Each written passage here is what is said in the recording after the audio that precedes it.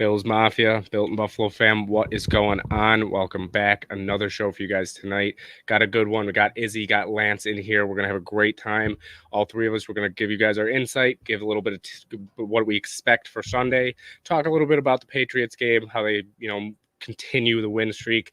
But at the end of the day, there's one game left that really, truly, truly, truly matters for the regular season, and it's all for the AFC East title. So we're going to get right into it. We're going to talk about all of it and get you guys in the comments going. So Off the Edge starts right now. Let's go.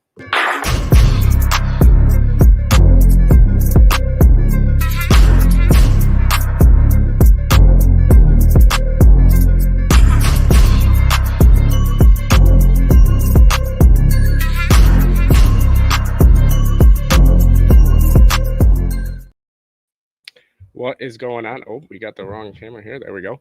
What is going on, Built in Buffalo fam, Bills Mafia? If there's even any Dolphins fans in here, welcome. We got a great show for you guys tonight. It's gonna be a fun one. We got Lance, we got Izzy, we got it all right now. It's gonna be a great one. So how are you guys both doing? We'll start with the president, I guess. We'll start with Lance here. Lance, how you doing? It's a Saturday night, day before the game. How you feeling? Feel great. I mean, I think that some people want the Steelers to be losing right now so the Bills can clinch a playoff spot. We were talking about that off the air, but for me, I have all the confidence in the world. This group is going to go out and win tomorrow night. So whatever happens tonight happens. I think it's more likely that Indianapolis and Houston tie than for the Steelers to lose. But we'll see. We'll see how it's going. But overall, doing great. So what about America? Yeah, so I don't care either about the Jaguars or the Steelers. Don't give a damn. And the Steelers need the Jaguars to lose too, so they'll be scoreboard watching either way. Jags win, Steelers are out, unless again tie tomorrow, which puts us in as well. So yeah, I don't really care. The Bills, I have, as Lance said, total confidence in this team. The Fangio defense doesn't do well against quarterbacks that can run, and it's shown all year. They lost to the Eagles, they lost to the Chiefs, they lost to the Bills, they lost to the Titans. But if there's a mobile quarterback on their schedule, they're probably going to lose. Lamar Jackson murked them. They tried to respect the run from him, but he just threw it all over the yard on them, which is not like him, but I'm all for it. Freaking squish the fish. I want them limping into the playoffs. And I don't mean like they get injured. I mean that they, as a team, did not play well, and they just got blown out 2 weeks in a row, and they have to crawl their way into the playoffs to get smacked one more time by KC before we take KC out. Yeah, I mean it's something that I think Bills fans, they've been talking about it all season, how they thought it's going to come down to this game. The Bills had that rough stretch in the middle of the season, and they thought they're going to come back. It's going to be week 18. Even I saw a lot of Dolphins fans even kind of thinking the same thing throughout the season, but there were plenty of them saying nope, the division's going to be wrapped up by then. Well, here we are. Day before the game, week 18, it all comes down to this for the AFC East title. And you're right, or you guys were right. It doesn't really matter with these two games too much, because at the end of the day, if the Bills take care of business, they're in. They're the 2 seed. They did their job. So it's going to be a good one to get into a little bit. Before we get into the Dolphins game, I do want to go over just the real quick Pats game. Just overall thoughts from the game, just a little whatever stood out to you the most. So we'll start with Izzy this time. Izzy, what really stood out to you watching this Pats game on Sunday? The Pats defense is still for real. They still have a good defense. We put up 27 on them. We put up 27 on a very good defense. Their offense didn't play very well. Our defense held up pretty solidly.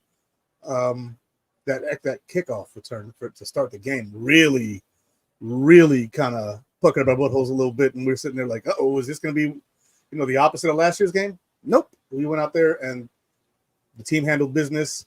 We edged by, but that kick return was really a big part of it. And when I look at it, the Bills just dominate the Dolphins. So I'm not really concerned about the future at this point. I'm just going to let it simmer. But the Patriots, Bill Belichick can coach a freaking defense. He just can. But also learn, so can Sean McDermott. So let's go. Yeah. What about you, Lance? What do you think about the Pats game, the big win that the Bills pulled out? Yeah, obviously defense carried the show there, and the Bills just didn't have a good game on offense. And I think that's it. My biggest takeaway is that, look, they didn't play their best game. A lot of guys had a little bit of of a down game on offense, and otherwise, overall played well. Obviously, special teams a little concerning to begin the game, and then Sam Martin with punting the ball was phenomenal, and great overall team win. It's good to win when your best players aren't having their best game. So, yeah, I do think that the score looked a lot closer than the game actually was as well. I mean, it says 27-21, right? But I feel like throughout the game, most Bills fans thought, okay, the Bills are at least in control because the defense was doing their job very, very well. I mean, that trade for Rasul Douglas now just gets better each week.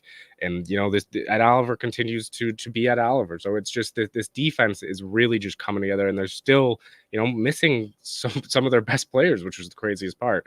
But yeah, then offensively, they did enough. That's what they did. They did enough. It wasn't, the greatest game ever. Josh Allen obviously struggled a little bit again. The one thing I do want to ask you guys, though, before we get in and move on to the Dolphins game is, we all know Josh Allen loves to make every play. He loves to be, the guy, and he's a baller, right? He's a gamer. But we also know that it can hurt the Bills at times is the hero ball plays, as we call them, right? And we saw a couple last game. One did work with the flip back to Shakir. The other one could have gone a lot worse, which is when it was early in the fourth. It's a one score game at that point. Josh is 3 yards past the line of scrimmage, right? And it kind of looks like he almost tries to flip it forward. Thankfully, the Bills fall on it, don't lose the ball. So I just want to ask you guys, because this is something that, as much as we all as Bills fans and Bills Mafia love Josh Allen's crazy plays, at some point, in my opinion, it has to stop when you're winning. When you're up and it's a close game, even if you're up by 30, you cannot let those momentum changing plays happen. So I want just your guys' thoughts quick. We can go back to Lance on this one. Lance, just when it comes to the hero ball plays with Josh, is there a point where you're like, okay, he really at this point, he's old enough, he needs to learn at some point? Are you kind of more leaning that way, or where are you leaning on that whole hero play of Josh argument? yeah, it's kind of one of those things, it was talked about, I think, with guys like Brett Favre and stuff like that, their whole careers where, it's kind of what makes them special, but also you hate to see it sometimes when it's just not necessary. I thought, the times that we need him to go nuclear, so to speak, is great that he can get to that level and kind of do some of those things. But when it's not needed and it's just like, hey, stay within yourself, stay within the game, it's frustrating to see at times. Yeah. What about you, Izzy? Where do you stand on the hero ball plays from Josh? I mean, they're 50-50. They always have been. He's had plays where he's playing hero ball, throws a touchdown dart all the way down the field, and he's had ones like the one you mentioned where he's trying to look for Shakir or somebody else to throw to, and fumbles the ball, loses 8 yards. So that's Josh. You're gonna have to either accept it or find a new team, I guess. Yeah. No, I mean, I want to bring Roy's comment here because this is kind of where I'm at with some of these plays. Is some of them they do fall under the hero ball, right? But there's a lot of times where when I'm watching this, like that play on fourth down or in the fourth quarter, again, that is just a plain stupid play. Like you're 3 yards past the line already. What are you gonna do here? At some points, Josh does need to just say, okay, let's just take what we can get. If we can't get the first, or we can't get the big play, we can't get the play we want, live another down. Or even a punt's not the worst thing in the world, because I also, even when we talk about those arm punts that happen, those can also change momentum, in my opinion. So I just wanted to ask you quick, though, about those hero ball plays, because we did see a couple last game. Obviously, we had one work with Shakir that was a great play. Some people, again, would also call that a stupid play, but it works, right? So you got to live with what you get with Josh. You give some good, get some bad there. So back and forth. But that's all I want to talk about with the Patriots game, because that's old news by now, right? Old news. We're on to week 18 now. We're a little bit over 24 hours till kickoff. So we'll move on to the Dolphins game here. I do want to just ask you, though, okay, first, just overall thoughts of the game here. Since 2019, the Bills have been great against the the Miami Dolphins, even since 2018, honestly. But they've been able to, put up points on this team in the years past, where the offense has struggled this season at times, but they put up 48 on them earlier in the year. In the past few years, 34 again. You get 32 against them. 19 was the lowest they've gotten since 2016, since 2018. That was the lowest scoring game for them against the Miami Dolphins. So the Bills know how to put points up on this team. So I just want to ask you guys overall thoughts of the matchup, what you guys think of just going into the game. Izzy, we'll start with you. Just overall thoughts going into the game. I think we're going to dominate this game. I don't think it's going to be close. The score prediction I gave was 38-17. We beat them by 4 scores last time. I don't think it's going to be that bad, but this defense just knows how to play that team. We just know how to play them on defense. And on offense, Josh Allen knows how to pick apart a Fangio defense. He always has. Mm-hmm. And Fangio is one of those older coaches who kind of gets stuck in his ways, doesn't really change his game plan, and then has to suffer the consequences for that inability to adjust. And I see more of the same coming in this game. Plus, with all the injuries, they don't have Jalen Phillips and Bradley Chubb this time. Hopefully they, heal up well. You probably won't see Chubb till late next year. And with the Achilles, you probably see Phillips early next year for them. Godspeed to them in their recoveries. But this Dolphins team is way too banged up. And people will say, well, they got Jalen Ramsey this time. Well, they don't have Xavier Howard. And traditionally speaking, neither one of them has played very good against this offense. So they can take it for what it's worth. I don't really care what Dolphins fans really think, because I've seen what this team does against them, and I've seen what other good teams with scrambling quarterbacks do against them, and it's not pretty. Yeah. No, I mean, it's been, the Dolphins have had a weird year in terms of just being able to beat up teams that aren't that great, but they haven't been able to beat teams again, which has been a problem for years. They haven't been able to beat teams that are consistently good or winning teams. So Lance, over to you though. You had Izzy touch on a little bit, so you can also get into that a little bit. Was the Dolphins' injuries, right? They got Xavier Howard, Bradley Chubb. I know even Jerome Baker, Mostert, Raheem Mostert, and Jalen Waddle, they're all questionable. I haven't seen an update on them yet, but they were limited in practice yesterday. So you can touch on the injuries a little bit. So but what are your overall thoughts on the game and just how the injuries might affect the game? Yeah, it sounds like Jerome Baker could be back. Mostert and Waddle questionable, but may play. If they do, how effective are they? I'm not sure how effective they can be. Obviously, having Waddle back to pair with Tyreek Hill gives the Dolphins offense a little bit more of a dynamic attack. But I think overall, with Tyreek Hill's ankle injury too, that's not being talked about enough, he's not changing direction like the Tyreek Hill we're used to. So he's not moving laterally as quickly and as well as he's used to doing that. More of a straight ahead guy now. And I think when you take that lateral mobility out of Tyreek Hill's game, it gets a lot easier to defend. So I think overall, this game becomes a little bit easier on an already feasting Bills defense with some of the guys that they have banged up and just some of the mobility issues that they might have, even though they do have a ton of speed on that offense. I think the defense game plan that Sean McDermott's rolled out against the Dolphins has worked very well. Keep everything in front of you, go up and make a tackle. And I think this team is poised to feast off that again this week. Yeah, and I think, you guys talked about the defense being able to benefit from a lot of these injuries.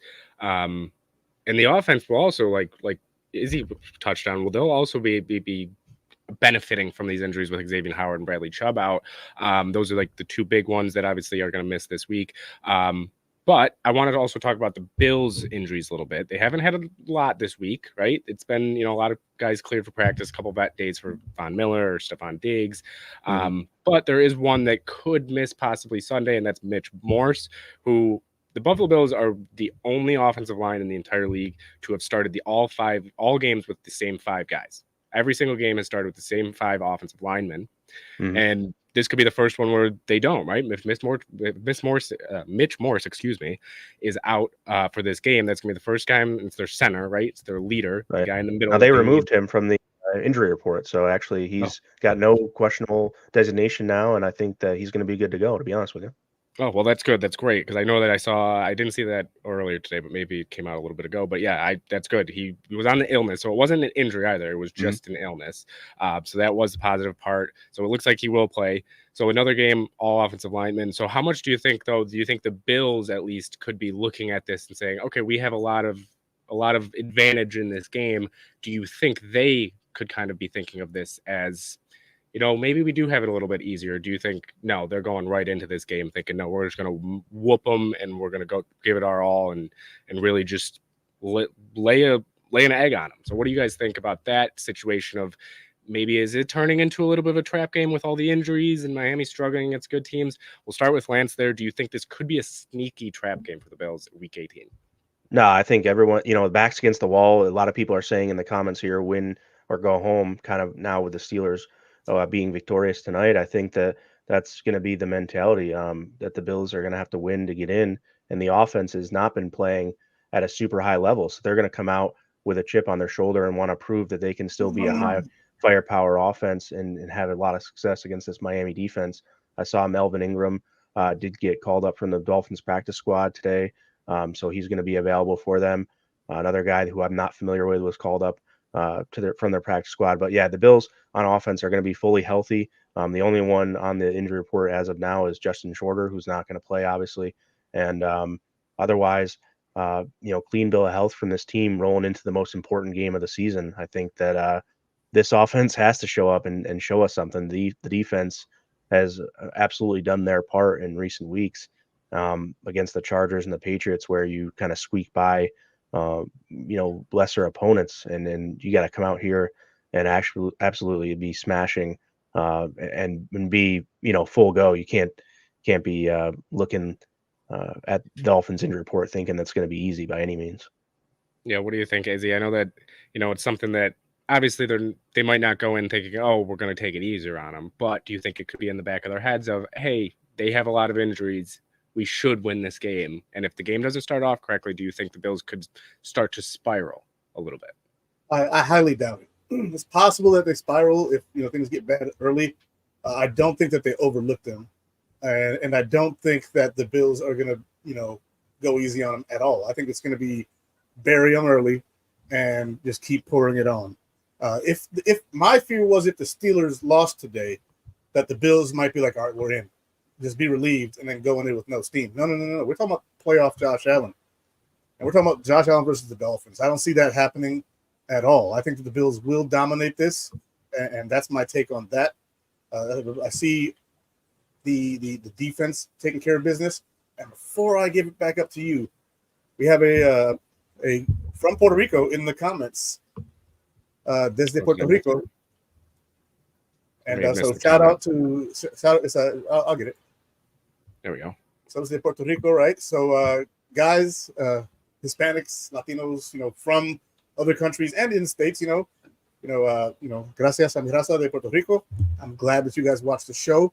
And look, spread the word, He saw my shirt and was like, hey, I like the flag on the shirt. Me gusta la bandera.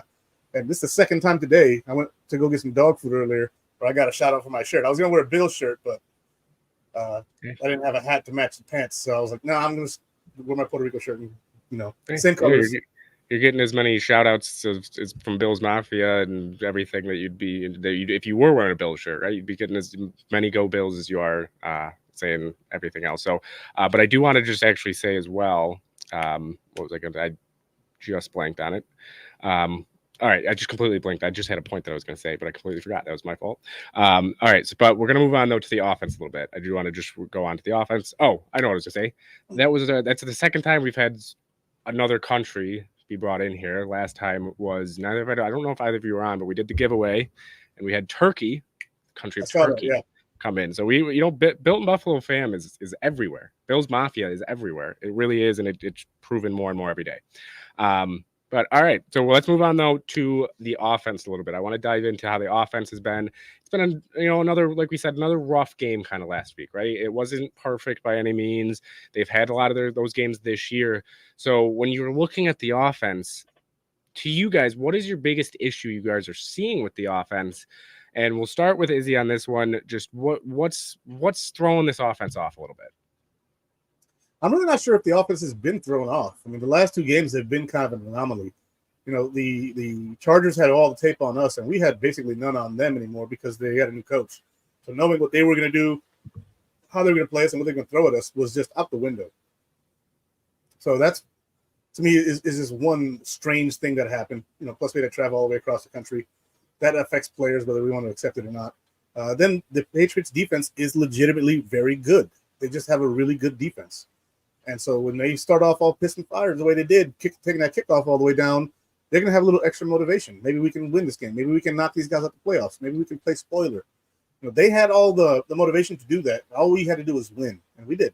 So I'm not sure if the offense is really off because we destroyed the Cowboys, and we dominated, the eye test against the Chiefs. So I'm not sure if anything is wrong with it, but if something is, we'll find out tomorrow. Yeah, what do you think, Lance? Do you think there's something wrong, or do you think it's kind of just just the way that we're not used to this offense maybe being not the number one in the league? Do you think it's more of that, or do you think it is the offense? Something it may be a little bit of that. That's a good point that maybe we're just looking for them to be the best in the league and they're not quite there. But to Izzy's point, definitely dominated the Cowboys, and boy, you look at like, okay, we dominated the Cowboys, why can't we come out and then do the same thing and bully the Chargers and bully the Patriots? Now the Patriots defensive line, Christian Barmore specifically, definitely created some havoc there on the interior of the line, and I think this week that's what I'm looking for, though, is get back to that dominating line of scrimmage play. Make sure the run game can do whatever it wants, whenever it wants, and then that opens up the offense completely for Josh and the rest of the receivers. I see a comment in there about Stephon Diggs. Not sure if you want to get into that now or not, but I'm just going to say, John Warrow on Twitter earlier put out that Josh Norman made some comments that Diggs has been kind of taking himself out of the game in certain situations. So everyone thinks that Diggs hasn't been playing as much, and there's undoubtedly that his snap counts have gone down, but it's a little bit of him kind of taking himself out, getting himself some breathers to stay fresher for later in the game. And then maybe they needed to run more later in the game, so he didn't see those increased targets as he's used to. One of the things I mentioned on the show on Tuesday for the Buffalo Blitz was that Stephon Diggs had double digits in targets 6 out of the first 8 games, and now he's had less than double digits in targets 6 of the last 8 games. So he's only had double-digit targets twice in the last 8 games here, and I think that he's just as good as ever. He's he's being maybe smarter with his body now. He is aging. He did practice all week. He only missed one practice, the last practice, just as a vet rest day. But he's fine. Look, he's going to go out there. You watch the film. He's running to players after each play, picking them up out of the ground. He's doing everything a leader should be doing. He's doing everything you could ask from Stephon Diggs. So I just think that don't read all the headlines. Don't read into all that stuff that you might see on social media. It's not true. Stephon Diggs is fine. Yes, he hasn't been getting double digits in targets every game, but look, he doesn't need to either. We don't need to put him in a place where he's going to get a risk of injury or anything like that. If he needs to take himself out, then get a breath. If he needs to, if we need to run the ball, then we're not going to obviously target Stephon Diggs. If we're going to try to run the clock out and things in certain situations, such as the last drive against the Patriots there, where we kind of just needed to put together a nice 4-minute offensive drive and milk that clock out, which they did successfully. So again, I like the way Izzy puts it, is not necessarily anything wrong, but I would like to have them score more than 13 points off the turnovers that they did. I mean, look, the defense got 7, and then the other 3 turnovers, was 2 field goals and a touchdown. So you would like to, this week, even Miami people are saying the only way to beat the Bills is to get them to let Josh Allen move the ball, but get them to kick field goals in the red zone when they get down there and bend but not break. And that's the exact game plan that we need from the Bills offense, is to get in the end zone, not kick field goals, and make sure that they're punching it in for 7 every time they get down there. Yeah, I also think when it comes to, Stephon Diggs, like why it's been kind of quiet for him is because you've got now have a change. You've had a change in offensive coordinator, and I know it's not going to change the offense completely, but there will be, that time period of testing things out, seeing what's going to work. And I think that's what we've seen the past few weeks, is just, hey, what's going to work for this offense? What's not going to work? What does Joe Brady like? What does he not like? So I think that's what you've seen. And that at times has made Stephon Diggs also not get force-fed the ball as much, because that's what you did see a lot with Ken Dorsey, was a lot of force-feeding of the football to Diggs. So I think it's just less force-feeding of him, and that's why it seems like, oh, well, is he something wrong with him? No, it's just they're not forcing the ball his way every other down. And that's a positive, but it will also take a little bit more time for them to now say, okay, well, then what can we scheme Diggs open, or how can we scheme him open while still implementing Cook, Davis, Shakir, Knox, Kincaid, just down the line. So it's a little bit of I think, just a time period of them figuring out what type of offense this is going to be going into the playoffs. So I think, this game could be a game where they start to kind of utilize Diggs a little bit more. When it comes to, though, an issue being with the offense, I also don't fully believe that there is definitely like an issue with the offense. If there was an issue, my only answer would be, and I know a lot of people might not like to hear it, but it's Josh Allen. And that's the only thing to me that has been consistently all season a little bit off. And Josh has still played great. Obviously, he still leads the league in touchdowns. He's still an out of this world player, but he's also missed some throws, especially deep ball throws, which we have not really seen since 2019 was his real off year throwing the ball deep. So it's kind of been a little bit off in terms of deep balls, hitting guys deep, even just missing wide open guys. So that's been something that I think you've been seeing with Josh this season. And part of it, I think, has to do with, one, again, you now have a changing of the offense, so it's going to change a little bit week by week. And two, I think he's just a little bit, and I know people won't like to hear it, but I think he's a little bit on edge a lot of these games. And I think the offensive line has struggled the past few games, at least in the pass protection. And he's been having to get out of the pocket a lot more. And he's been having to elude guys a lot more. So I think for Josh, he just needs to stay calm and stay collected. And I think he'll be fine, but it's just, we've seen it throughout the season. He's missed a couple throws here, especially on deep balls, which is, past 3 years, he's been one of the best deep ball throwers in the league. And this year it has not been that way at all. So if I did have to say one issue with the offense, I would say Josh Allen out of everybody. But again, he still leads the league in touchdowns. He still is in the MVP conversation. I know it's probably Lamar's at this point, but he's still at least being talked about in it. And, he's still played great football this year. It's just, not as explosive either, as we've seen. And that's something you're seeing around the league too, is just not as many explosive plays from any team, because defenses are making a more concerted effort to not allow these bigger plays. So I think it's a combination of just, the big plays not being there for Josh as much, or he's just missing him a little bit, but he'll be fine. And then, they'll start to get Diggs in a little bit. Izzy, I see that you got something you want to add? Yeah, there's also factors that we may not know of or, account for. Maybe Diggs came down with like that bug that's been going around everywhere, that isn't the flu or COVID or strep throat or anything like that. Just a really bad cold this year, where you feel beat down for a month. Like I got sick 3 weeks ago. I'm still coughing from that. Like you don't know if he had something like that. No one else in my family got it. Just me. Everybody else was fine. I got sick, and I was down for the count. I had to take a few days off of work for it. And so still suffering through it, but I'm not contagious anymore. I can be around people. You never know if something like that happened, and something like that did happen. That could explain part of it. There's lots of stuff that could be unknown to us that wouldn't be on an injury report, but still affects him or Josh or somebody else. So they're human beings too. They're not. It's not Madden where you just jump on the sticks and you play online and everybody's fine. There's no injuries. Like there's all kind of stuff that happens.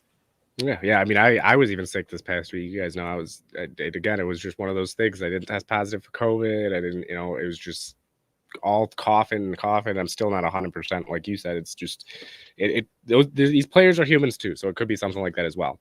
But before we move on to the defense a little bit, I do want to just talk about one last thing with the offense. So obviously they put up 45 last time against the Dolphins. 48. If they do that again, they should win this football game. I think all of us would agree on that. So what do you guys, in your opinion, what do they need to do, maybe a key or two, on what they need to do that again and get the results that they want? I'm just going to start off quick with my two. My two are real easy. One, Izzy, you touched on it earlier in the show as well, of Miami has struggled against quarterbacks that are mobile. Baltimore, Philly. I mean, even us earlier in the year, right? Kansas City. Chargers a little bit. That was before, I believe that was before the Herbert injury, if I'm not wrong. Week 1. Yeah. Oh, yeah. So Chargers, Kansas City, get Josh moving. That's going to be my first key, is get Josh on the move, get power runs on the outside. I personally, it was one thing that was bothering me, is they continue to go up the middle with him, which, yeah, it will work here and there. It will work. Don't get me wrong. But you got to mix it up and get him outside a little bit. I think when you get him moving out there with, pulling a guard or two and getting those big boys on the move as well, it creates a little bit more space for Josh, gets him out in the open a little bit more. So I think, one, get Josh moving, and two, you have to control time of possession, in my opinion. You got to get Miami off the field, and you have to continue with the run game, take the clock down. Don't allow Miami to get as many chances as they can to come back in this game. So those are going to be my two: control time of possession and keep Josh moving. We'll start with this one. Let's go to you, Lance. What are your one or two keys to the game for the offense to get the result that they want? Yeah, biggest key to the offense, like I said earlier, is just control the line of scrimmage. They have to be able to get up front and get these lanes open for the running backs, which will then, help to control that time of possession that you're talking about. Definitely need to see the guys up front make an impact and clear those lanes. Even for Josh, like you said, get him on the move. Yeah, even if it's Josh running, James Cook, Leonard Fournette, whomever it might be, Ty Johnson, just, got to have lanes for that to happen. But also they have to dominate when we're trying to throw the ball and make sure to keep Josh clean so you can maybe get some time for these guys to develop downfield and maybe hit Diggs or Davis or Shakir for a longer pass. We saw last week he got Kincaid for one down the field. I think it was a 50-yarder. So great play on that. So really keeping Josh clean or keeping the running lanes clean overall. So it's all starting for me up front, and then really just be patient. They have to be patient on offense and really take what they're given by the defense. I think that, if they need to check it down 17 times, just check it down. Don't make the hero play like you mentioned earlier. You don't have to make the big splash play every time. Just take a little bit at a time, methodically move down the field, and that's going to be the recipe for success. I'll give Izzy the red zone. Red zone, let's go, baby. All right, so I like how Lance threw out that 17 times thing. It's pretty good, Josh dig. I think the key to this game is going to be for the Bills to dominate in the trenches. The lines are going to be imperative in this game. Having Daquan Jones back is going to be huge. Watching the last couple games with, having Poona Ford play the last couple games, he's been excellent. Yeah, but he's been playing excellent. He played good the first time he played this year too, and then they didn't put him back in there for Jordan Phillips and Tim Settle, who since Daquan Jones and Poona Ford have been elevated, Tim Settle's game has elevated since then. 100%. Yeah. Those two guys are really making the guys around them better, and I think that's going to be a key to this game. Is you have Ed Oliver and Daquan Jones out there, Poona Ford stepping in for Daquan, Tim Settle's jumping in there for Ed when he needs a breather, and allowing these linebackers to play clean football behind them. The linebackers are a big key to the Bills' defense. If the D-line is dominating, that opens up lanes for a Tyrell Dodson and Terrell Bernard to really be able to get in there and rush the pass. But Terrell Bernard's got 6.5 sacks this year. Yeah. And don't sleep on Poyer or Teron Johnson playing kind of that second-level role as well. That's definitely a good point. Yeah, and also Rasul Douglas. He's been affected by the defensive line's play too. He can play more clean and have to worry about the run less because the D line's containing the run a whole lot more. That's massive. It takes such a weight off the shoulders of the guys behind them. Poyer and Hyde have been playing better since Poona and since Ford have been in there. There's a lot of things that are improving with this defense that I'm loving to see. And I don't see a world where the Dolphins can really dominate us in the trenches. I don't see that happening. And that's why I think it's going to be a blowout win. I think we're going to be able to run the ball. And I think that they're not going to be able to run the ball. They couldn't run the ball last time. We forced fumbles on Mostert last time. And he might not be playing. So it's going to be the 190-pound, what's his name? A-Chan playing. Yeah, Devon A-Chain. And he's not even 100%. This is going to be I already said it. I think it's going to be a massacre. Yeah, I mean, yeah, I think we got. I mean, all of the keys for this offense kind of do correlate with each other. It's just at the end of the day, it comes down to you have to be more physical and control.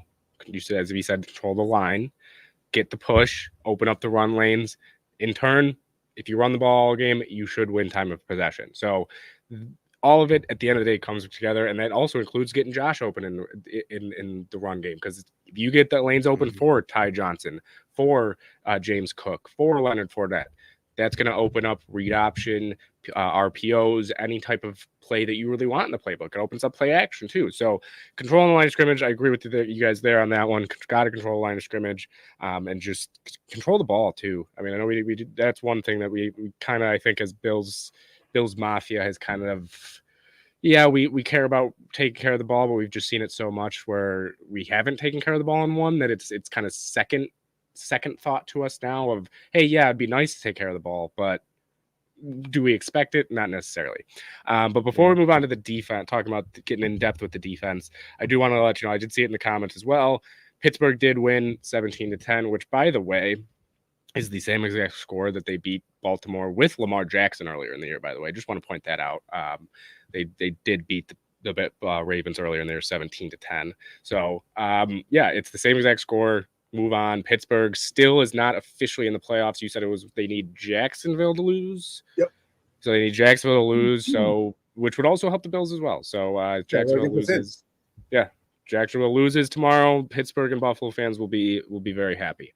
But all right, let's move on to the defense a little bit. Izzy, you did touch on it a little bit last when we were talking about the offense there, but I want to talk about not necessarily the players, but the coaching that goes into this defense, because as you said earlier, also, Lance, Sean McDermott knows how to coach defense. He really does. But do you guys think he gets enough credit for the level of play of this defense with Matt Milano? Not even close. White. And I'm sorry for jumping in here, no, but this is my biggest pet peeve with some fans and people on the internet. Sean McDermott is a very excellent person and a coach. Josh Reed put out some great stats earlier. In 7 seasons, McDermott has 72 wins in the regular season. Only 14 coaches have coached 7+ seasons and had a better win percentage than McDermott. Madden, Lombardi, Allen, Collier, Flaherty, Halas, Shula, Paul Brown, Dungy, Howell, Andrews, Belichick, Seifert, and Reed. Heck of a company to be in for Sean McDermott. I think that, props to Josh Reed for throwing those stats out there. And look, if everyone put as much energy into the positive things that some of these guys like Sean McDermott do for this team that they do for the negative, I think this world just in general will be. But I mean, look at what this guy does. Look at how much this defense, especially last week and in previous weeks, even against the Chiefs, has come up and just performed. And so all the props to Coach McDermott. I think that he's done a hell of a job. He's a heck of a coach, not only on the defensive side, just in all facets of the game. He's had his blunders. He was a first-time head coach in some of the situations that people want to point to. So he hadn't been in those situations before. And obviously they didn't go his way. But look, now we're learning from him. And I think that, he's shown, at least to some degree, that he's doing some things a little bit differently to kind of show that he's learning from the mistakes he's made. And, I just think that Sean McDermott's a heck of a defensive coach for sure. He's got these guys. Now we're only down Milano and Trey White from what we would have in a fully healthy defense. But, still Matt Milano being your best defensive player, being out and having to plug guys in that role and making sure everyone, moving Poyer down to play on that second level and keeping Rapp and Hyde up high was a great move. And it's worked out well for this defense. And he's been able to scheme up these guys. You got Ed Oliver playing out of his mind here. Great signing to re-sign him, obviously. And just really getting these guys on defense in the situations where they can succeed, I think is a huge, huge win for McDermott. Yeah, I mean, Izzy, before I just want to say a quick thing because you reminded me of it right before. So I'm going to let you go in a second. But I also want to just point on how Sean McDermott, it's not even just that the defense is doing well. It's guys that it seems like the league and fans and other teams have given up on that come here and turn it around, right? Tyrell Dodson, I know he never was out of Buffalo, but people were done with him. People were ready to get him off the team. He's been phenomenal this year, right? You got Jordan Poyer and Micah Hyde, who early in the year had their ups and downs. They were struggling a little bit. All of a sudden now, like you said, Izzy, they're starting to really get it going again. You had Taylor Rapp, who there was a reason he was unsigned. And now Taylor Rapp's playing better football than from what we've seen. Like you've even seen Dane Jackson, Christian Benford, 2 late round guys, play some great football in this on this defense, right? Even then, Poona Ford, Tim Settle, Jordan Phillips, all 3 of those guys were washed. They were done. Nobody wanted them in the league. And not saying that they're the greatest players in the world right now, but they're impacting this defense in positive ways. And they're, like you said, even with Puna, all of a sudden Puna's now starting to play better. So that's enough something that Sean McDermott, I don't think gets enough credit for. And that's one of the reasons, even when we get into the draft and just talking about the draft and everything, when it comes to especially secondary guys, I'm fine with waiting on defense. I'm fine with it because I have confidence that Sean McDermott can turn these guys, this defense at least, no matter who's on this defense, into a good enough defense to win a championship. So sorry to cut you off there, Izzy. I know you're about to go, but I just wanted to point that out as well, is because he's done an unbelievable job just finding those guys and reviving some of these guys' career. So Izzy, you can go now though on what Sean McDermott means to this defense and what you think credit-wise he should get. Well, it's not just what he's done with the defense, but it's also the coaches he's selected to be on the defensive staff. Guys like Bobby Babbage Jr. look like superstars in the making as coaches. And look what he's done with the linebackers. Look what he did with the safeties before, when his dad, Bobby Babbage Sr., was the linebackers coach, who did excellent with the linebackers. He got the most out of Tremaine Edmonds and Matt Milano. Then he retired. Bobby Babbage moved from safeties to linebackers, and Matt Milano finally had his all-pro season. And Tremaine Edmonds had the second best season in his career right before he left to Chicago and looks like a turd now. Now, Matt Milano gets hurt 5 games into the season, and Tyrell Dodson is the third-ranked PFF linebacker in the NFL, behind only Demario Davis and Fred Warner. That's crazy to me. That's absolutely nuts. He looks better in coverage. He looks better overall. I don't think that people are realizing this guy, Tyrell Dodson, nearly got himself cut. He lost the starting middle linebacker job to nobody because Terrell Bernard was injured. He was out. He didn't play in the preseason because he had a messed up leg. All of a sudden, this guy comes in after Milano gets hurt, takes over Milano's spot, and looks like a freaking all-pro potentially. He's not putting up the big splash plays. He is getting TFLs, though. He's getting sacks. He's batting balls away. He's getting into passing lanes. That's something we thought he couldn't do. Before he could throw, Tyrell Dodson can't get into passing lanes. He sucks in coverage. His coverage grade in PFF is a freaking 80. No, that's run defense, excuse me. Coverage is an 86.8. That is elite coverage by their standards, by their metrics. What he's done with these guys who are not supposed to be good, and guys who are supposed to be washed up, and guys who show up mid-season through trades, and making these guys look like they all should be on Pro Bowl teams is astounding. It's astounding. And a lot of the stuff that pisses me off I hear about Sean McDermott is that he's dipping his fingers in the offense. I don't think so. I highly doubt it. He knows he's not an offensive coach. He's not going to be like, hey, man, I want you to run that screen now. Like, no, he's not doing that. He may tell him to be a little more aggressive.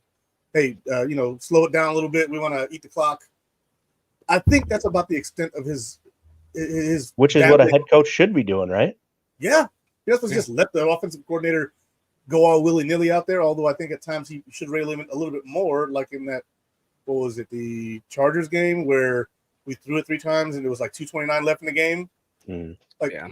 Reel him in there. Hey, run the ball, dude. We're in field goal range. Run the ball, eat as much clock as you can, kick the field goal, leave them with nothing. Instead, he's out there passing the ball. I'm like, okay. Yeah, and I think people look at his defense and say, oh, it's great, but like people do forget, like you said, they forget he's a head coach too, and he has to be involved in the offense. Like it's part of his job. And I think that's even the crazier part about this season is him being the quote unquote defensive coordinator as well this year. It gives him more responsibility. And is he the perfect coach? No. Is there any perfect coach? No, there's not a perfect coach in this league at all. But to give himself more responsibility and to handle it head on, and with the injuries and with everything that's gone on, it's unbelievable. So yeah, I agree with you guys. I don't think he gets enough credit. And I think, a lot of people say, oh, well, we haven't won the big game. Well, not many coaches do win the big game. How hard it is to win a Super Bowl?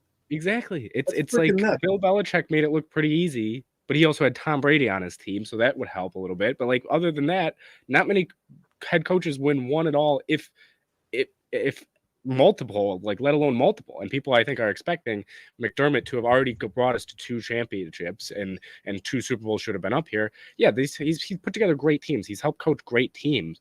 But it's the NFL. There's other great teams in this league, and there's year after year, sometimes there's teams that just can't get by.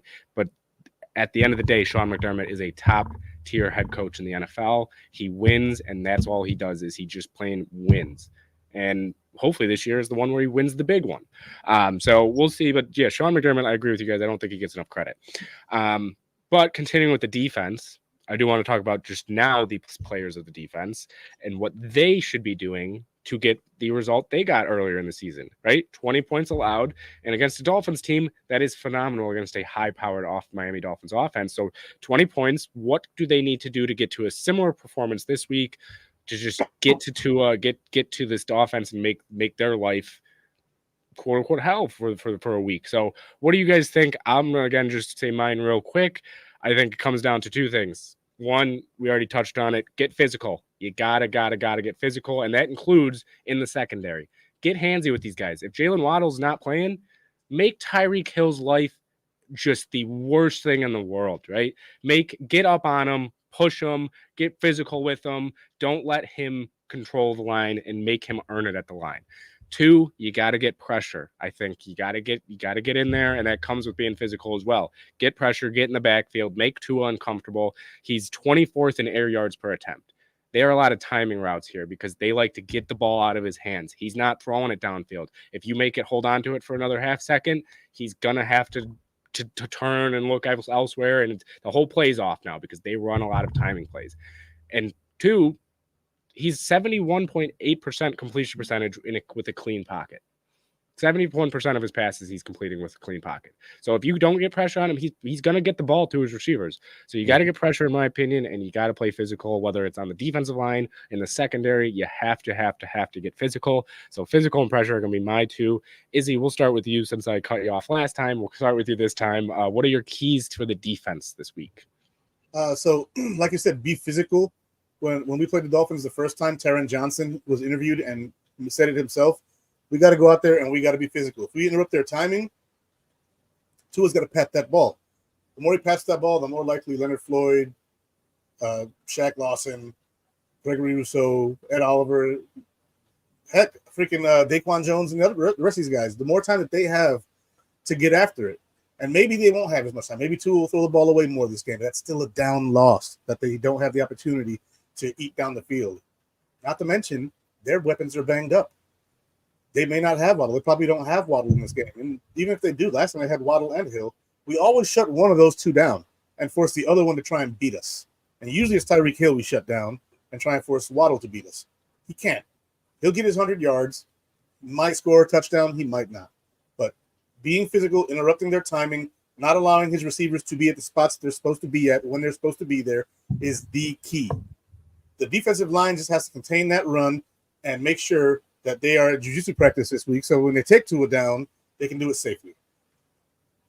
Yeah, I think, and you touched on, not letting them get clean breaks, these receivers, to make them work for it. That's perfect. What about you, Lance? What do you think? What do they do? Whether you want to build on what we've been saying or if you got something new, what do you think this defense has to absolutely do to get the win here? Yeah, I think what you guys said is exactly right, but also what I'm looking for is limit that big play. You can't let them hit the home run. They might hit one, but you can't let them hit the home run too much. Defenses have limited big plays overall around the league this year, but in this game, when it's winner takes all for the division, you really can't afford to, both on the passing game and on the ground. You can't have guys breaking runs. A-Chain's definitely got the possibility to score from anywhere and break a big one, and then in the passing game, obviously, with those 2 speed guys, if Waddle does suit up, but especially with Tyreek Hill, like I said, Tyreek Hill limited here to more of a straight down the field a runner with an ankle injury. So you just have to limit and not give up any of those home run plays. Really, that's going to be your key to success on defense. Yeah, I think the other thing we didn't really touch on either offensively or defensively, which Izzy knows from being on the show with me multiple times, that it's one thing that I can't stand from this team sometimes, but we haven't talked about it, and it's the penalties. So how much do you think penalties are going to play a factor? And how much do you think the Bills need to emphasize really just not getting overly excited, especially even when it comes to this is Dolphins Bills, right? This is rivalry game. It's going to be heated. Getting even just those stupid penalties, those unsportsmanlike conduct penalties. How much do you think that's going to be an impact? Because I'm seeing already in the comments that they got the hometown refs. It's going to be the refs that not many people love. I don't know specifically who it is actually, but I've seen a couple comments already saying it's the refs that we don't like. So what do you guys think of penalties and how important that's going to play a factor in this game? Lance, what do you think? Yeah, I definitely was one of my points I had written down and I didn't say it there was for the defense specifically, to stay within themselves and not let the moment get them too riled up to where they're committing stupid penalties. I think the defense just has more of the tendency to go out and start hitting people after the play or just pushing the limit of the rules and then getting some of those unnecessary penalties that we talked about. So I definitely think we're going to be looking for that on defense as far as the penalties where the cooler heads have to prevail. But on offense, it's the same thing. Don't shoot yourself in the foot, false starts, and things where not things where the refs really have control. If you false start, you false start. Like that's not a ref, one ref over another kind of thing. If you guys, if the guys are out there doing those type of things, that it doesn't matter who the refs are, they're going to get called. So those are the things, make sure to stay disciplined and stay clean in this game. Because again, it's going to be shaping up to be all or nothing here. Yeah, what do you think, Izzy? I agree with Lance, and I'll be more specific. We're looking at you, Tyrell Dodson. Calm the hell down. Thank God Jordan Phillips isn't playing because that guy's a post-play penalty machine. Deion Dawkins, keep it chill, bro. He can get a little feisty out there too sometimes. Josh Allen, if somebody doesn't hits him wrong or something like that, he's liable to throw the ball at someone's face or something like that. The guys who are heavy, emotional guys, keep it down, relax. You're gonna smoke them, just smoke them. Yeah, and I think we'd love to see the fire, but it at the end of the day, it's a Week 18 game. You can't mess around here. You can't give them free yards, free drives. You can't let that happen. So yeah, at the end of the day, these guys have to be able to say, all right, it's Week 18. I have to control myself throughout this whole game. It's a rivalry game. It's going to be chippy, but I have to with sometimes withhold yourselves from doing something. If they're going to be really just getting into it, just run off the field if you need to. Just run the other way. Run the complete opposite way and just sprint. Get it out of there. You get it out that way. Punch. I'd rather have him punch the kicking net like Odell Beckham Jr. did. But keep your helmet on. Just bring the passion, but leave the penalties at home. But now we can get into our wrap up here a little bit. We're at about 52 minutes, so going pretty good today. But let's get into our wrap up, our predictions, our hot takes. We'll start with our predictions. I'm going to get mine out of the way again first because I already know I'm going to see some comments coming in as you guys are talking about yours. I'm going 32-28 Miami Dolphins. And there's part of a reason I'm doing it is because of the fact that I did it for the Chiefs and I did it for the Cowboys. So it's kind of like playing it against myself here. Do I believe the Bills are not going to win at all? No, I could easily see the Bills crushing them. But I'm going to kind of do it to jinx myself a little bit. I'm going to say Dolphins 32-28. It's worked towards the end of this year so far. Even the other games that the Bills did win with the Chargers and the Chargers and the Patriots. I had a closer game than I maybe thought in my head. So I'm going to go a little bit worse than what I think. So I'm on 32-28 Dolphins. Well, let's start here with Lance. Izzy, you already said yours. So Izzy, just reiterate what yours was and what you think with the game. So the highlighted comment there, 37-18. Mine is spin the last two numbers around. 38-17 was mine. I think the Bills come out firing. It may start off a little close like it did last time where, we score, they score, we score, they score, and then they take over. I don't see it being that type of thing. I think that we dominate most of the game. We take our starters out. They score another garbage time touchdown or field goal, and we're done with it. And I think that we just go in there, take our number 2 seed like we're supposed to, go into the playoffs and play either, the Steelers or the Texans or Jags. Colts. The Jags lose, they're out. Oh yeah, it's winner of Houston, Indy, or it's the Steelers. Yep. Mm-hmm. Well, so if Houston or Indy wins and Jacksonville loses, then Jacksonville's out. Yeah. And I'm already seeing Roy, by the way, in the comments. Did he just pick the Dolphins win? Yes, yeah, Roy. I did. All right, Lance, what do you got for your score? As I'm going to pull up Nancy here for you. 23-15. Thanks, Mom. Yep. Glad you're tuning in.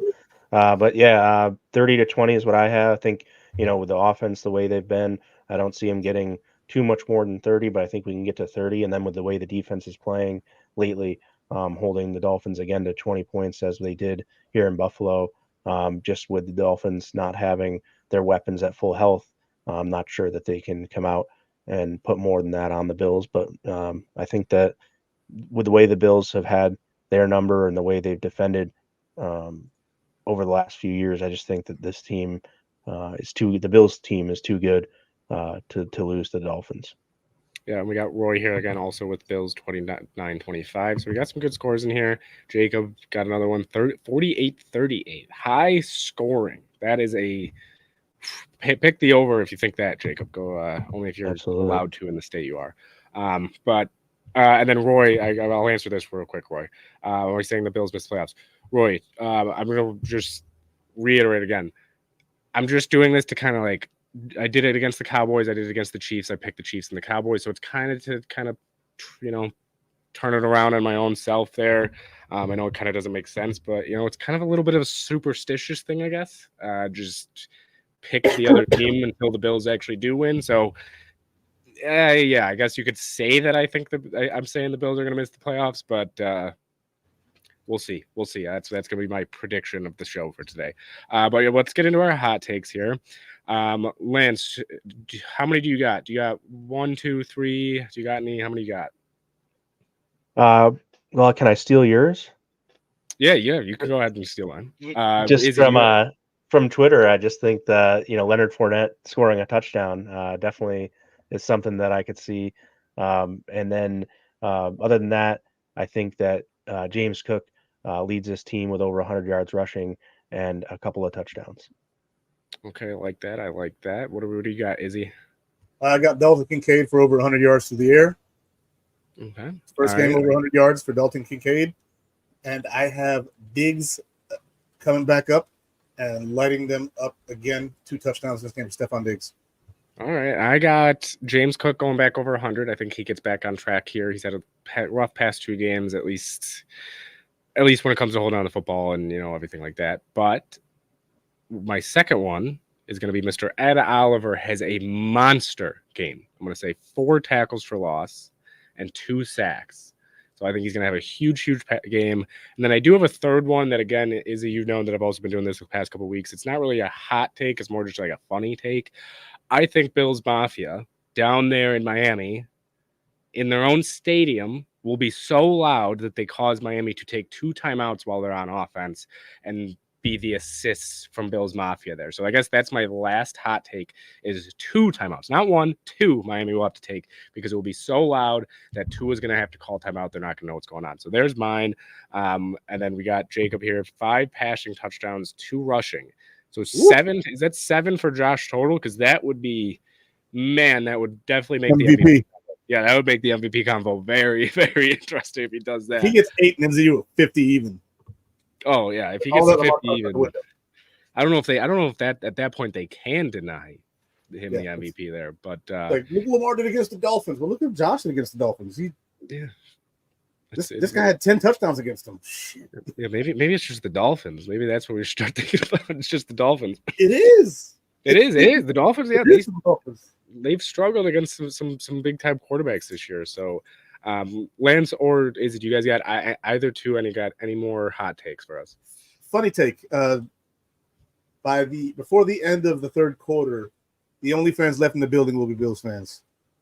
That 52% that we got John here, or Miami is 50. Yeah, and I did see that as well. It's projected to be 52. I think it might be even more, if I'm being honest.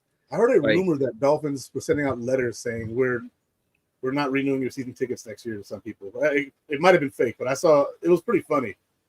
It was a letter That's great. saying, Daniel, we are not going to renew your season tickets next year. And it didn't say because you sold tickets to Bills fans, but well, I did see a lot of Dolphins fans going at each other for getting mad at each other for selling tickets, and you know, it definitely, I get it. But if I get a chance to sell a ticket for $600-700, like, I'm doing it. Sorry, who wants to see the team get murdered? Yeah, exactly. That's the other thing too. Like, if I was the Dolphins and I saw what the Bills have done and Josh Allen's done to my franchise, I would not have that much confidence going into this Week 18 matchup. But I respect a lot of the fans that do. Right? There's a lot of hardcore Dolphins fans. But Lance, you got any other hot takes for us before we wrap it up here? I think Allen ends up with the regular season rushing touchdown record there. I think he needs 2 tomorrow. He's got it now, I think. No, I think he's tied with Hurts. He's at 15. I think one gets him tied with Simpson, and then one more at coincidentally 17. Yeah, 17 rushing touchdowns will get him the team record for rushing touchdowns in a season. Oh, well, he could also, I believe he's also tied with Jalen Hurts for most by a quarterback of all time. So if he outscores Jalen Hurts on the ground in Week 17, exactly. I don't even know if the Eagles are going to be playing their starters. I don't know if they have anything to play for at this point since, well, I guess the division. If they win and the Cowboys lose, they take the division, but the Cowboys are playing Washington. Yeah, I don't know who plays first. If there's one's an early game, or if they play at the same time. If the Cowboys clinch it early, there's no reason to play Let's see. I'm looking it up quick here. So we got the schedule for week 18. I believe they're at the same time, but let me double check that here real quick. Yeah, they're both at 4. So yeah, they're both playing the other 2 NFC East teams that are. We all know how they are, but yeah. All right, so there's our predictions. There's our hot takes. We again appreciate all you guys really just tuning in here, being awesome in the comments. No matter what it is, whether it's serious, funny, anything, you guys are awesome there in the comments. As always, though, tomorrow I believe they're on at 7:00 tomorrow, right, Lance, for the pregame. So 7:00 tomorrow for pregame. Back here, Built Buffalo YouTube. It's going to be Akeem and Izzy. Are you going to be the pregame or are you postgame? Postgame, baby. Your postgame, and then James is pregame, right? So it's going to be James and Stokes and Akeem there pregame. So be sure to tune in for that. I know we got Sandra here. She's going to be there. Love it. Or pregame pep talk. I'm going to guess that she'll be there. But yeah. Yes, we will, Sandra. Not hashtag yes we can. Hashtag yes we will. Yes, we will. Yes, but. Yeah, so be sure to tune into that. It's going to be a good one. I know I'll be tuned in at least for a little bit there as I'm trying to calm my nerves an hour before the game. But again, appreciate you guys for all you guys in the comments. Lance, thanks for hopping on with me and Izzy. I know Izzy's kind of become a regular at this point here, and I'm loving it. So Izzy's kind of regular. Lance, we definitely will have you on again at some point. But Lance, thank you guys for coming on here. What do you guys got? Lance, we'll start with you. Any last words for anybody here? No, just go out. If you guys, we appreciate all the support here at Built in Buffalo. Obviously, go out and check out all the cool content creators we have. Check out, we have a merch shop if you guys are looking to get some cool designs here, and just builtinbuffalonews.com for great articles from our writers as well. And go Bills. Yeah, and before I pass it to you, John, it's not on NBC. Pregame is on Built in Buffalo's YouTube page. So right there. Big brain right there. No NBC. Built in Buffalo YouTube, 7:00. But Izzy, you got anything before for the fans, for Bills Mafia, for Built in Buffalo fan, before we hop off here? Any last words for them? No, just be ready. Mount up, enjoy, watch the Built in Buffalo pregame. Watch everybody else's pregame after the game. After you watch the postgame, right?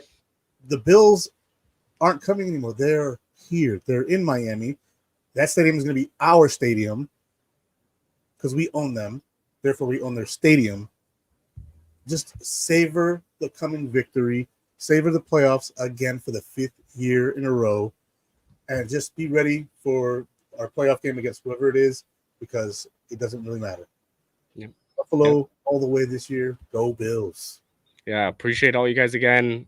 Love it in the comments. We'll see you guys next week. Go Bills. And most importantly, I'm going to say it every week. Most importantly, no matter what, go spread some love this week. Go just make the world a better place this week, no matter what. But Bills win or lose, just spread some love this week for us, for Built in Buffalo, for the Bills Mafia. Go Bills, and yeah, go spread some love.